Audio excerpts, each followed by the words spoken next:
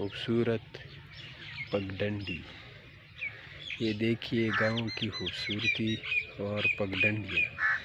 ये अब बाहर का मौसम है तो इसलिए ये खूबसूरत नज़र आते हैं। हरियाली है हर तरफ।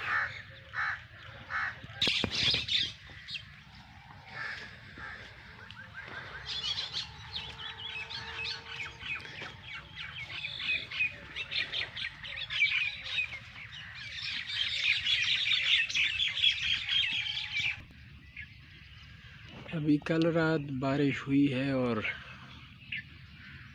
पानी की बूंदें अभी भी गंदम पर पड़े हैं।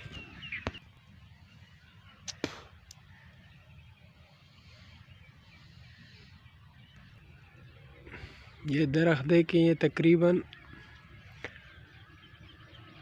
70 से 80 साल पुराना दरख्त है।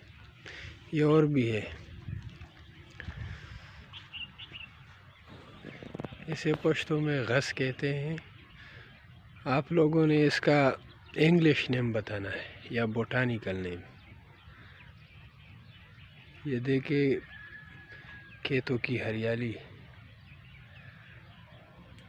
ये देखें हर तरफ हरियाली और पगडंडी।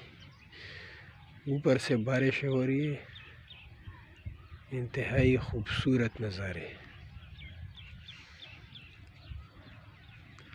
खुशगवार माहौल और ताज़ा हवा।